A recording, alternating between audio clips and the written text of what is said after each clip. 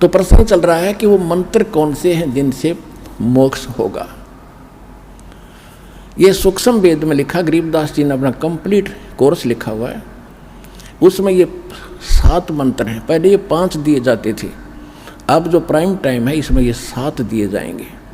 ये वेदों में प्रमाण है कि जब मोक्ष समय आएगा पूर्व संत तो पहले तो 5 दिए जाएंगे, उसके बाद फिर 7 दिए जाएंगे। ये दास ने अपने प्रवचनों में भी बताया है, जिसकी एक पुस्तक भी बनी हुई है, कबीर पंथ की स्थापना, पतन और उत्थान, उसके अंदर दास ने पूरा विवरण उसमें दिया हुआ, लिखा हुआ है।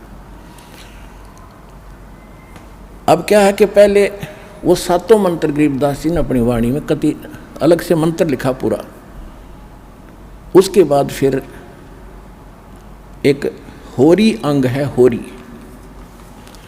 उसके अंदर क्या बताया है। अब जैसे नानक साहिब जी की एक समुद्र की साखी नाम की एक वाणी है, भाई बाल्य वाली जन्म साखी के अंदर आपको बहुत बार दिखाया भी है, रूबरू भी किया है। जब नानक साहिब जी मर्दाना और बालाजी के साथ में समुद्र के अंदर चलने लगे, नानक साहिब जी से मर्दाना और बाला ने प्रार्थना की थी कि हमें लंका दिखाओ महाराज। तब समुद्र के किनारे जाकर के उन्होंने कहा था कि तुम मेरे पीछे वाहेगुरु वाहेगुरु मंत्र बोलते हुए आ जाओ, और ऐसे चल पड़े जैसे पृथ्वी पर चलते हैं, समुद्र के ऊपर चल पड़े।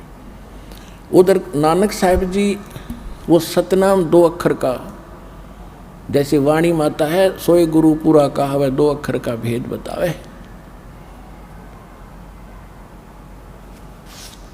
और नानक साहिब जी ने कहा कि कहते हैं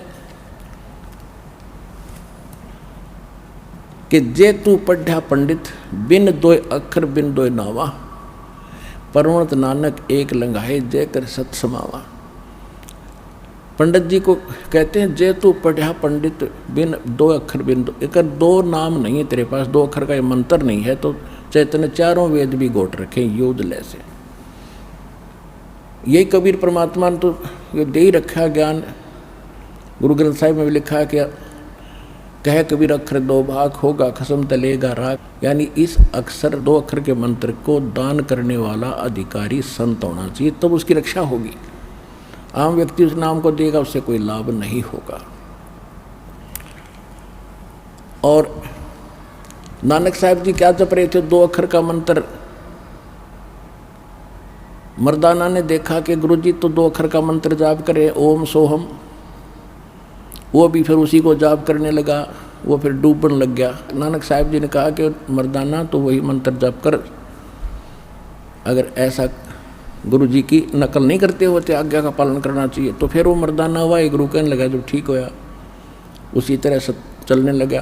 कहने का भाव ये था कि कबीर परमात्मा ने इन सभी महापुरुषों से कहा था कि जब तक वो प्राइम टाइम नहीं आता, कलयुग 5505 नहीं बीत जाता, तब तक इस सार नाम और सत नाम को डिस्क्लोज ना करना। धर्मदास मेरी लाख दुहाई, ये सार नाम की तबार न जाई, सार नाम बाहर जो पढ़ी, ये बिचली पीढ़ी हंस न तरही। सार नाम तब तक छुपाई जब तक 12 पंथ ना मिट जाई। ओए फिर दूसरी बार कहा कि धर्मदास मेरी लाख दुहाई, ये मूल ज्ञान कई बार न जाई। मूल ज्ञान ये है जो दास आपको दे रहा, किसी कबीरपंथी के पास आपको ये ज्ञान नहीं मिलेगा। मूल ज्ञान बाहर जो पढ़ी, बिचली पीढ़ी हंस न तरही। तो बिचली पीढ़ी अब शुरू हुई।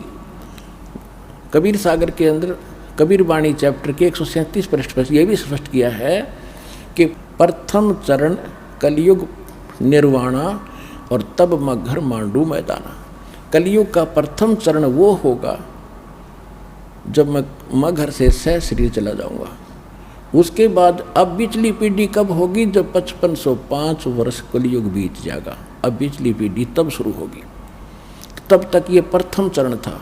अब फिर इसके बाद ये हजारों वर्ष ये ज्ञान अब चलेगा और अरबों खरबों प्राणी भगवान के बच्चे पार होंगे जैसे ज्ञान को ठीक से समझ लेंगे।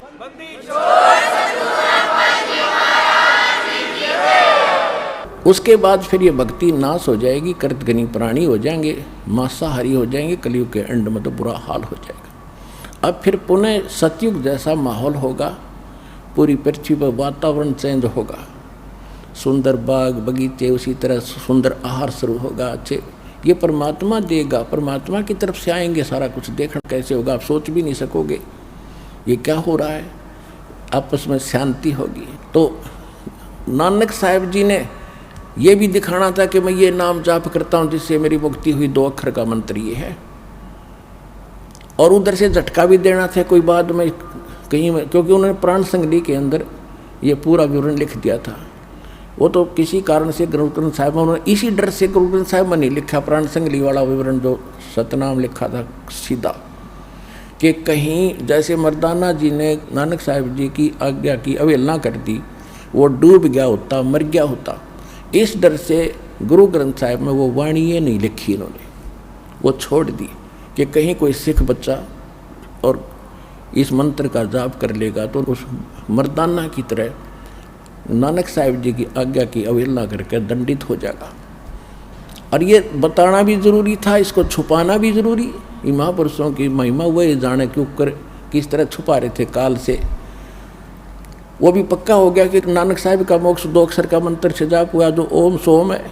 नामदेव जी को परमात्मा मिले थे, उन्होंने भी 2 मंत्र का जाप किया था। नामा छिपा ओम तारी, पीछे सोहम भेद विचारी, सार शब्द पाया जद लोई, आवागमन बोर ना होई। गीसादास जी कहते हैं ओम सोहम जप ले भाई, राम नाम की यह कमाई। अब गीसा पंथ में कितना यो मंत्र नहीं, और मंत्र अटपट करें, और इसका पूरा एक शब्द है यो गीसा दास जी का, इसने सारे नट लेते हैं कि यो मंत्र है सारा, सारी एक कविता आरती सी है, ये तो यो मंत्र अलग है। गरीबदास जी कहते हैं राम नाम जप कर थर होई, ओम सोहम मंत्र दोई।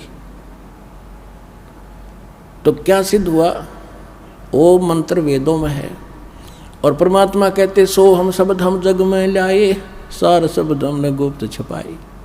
सार शब्द की तो छीट भी ना लगन दी दाता ने, वो स्वयं प्रकट करते हैं, इस दास को दिया फिर अब आगे देने के लिए।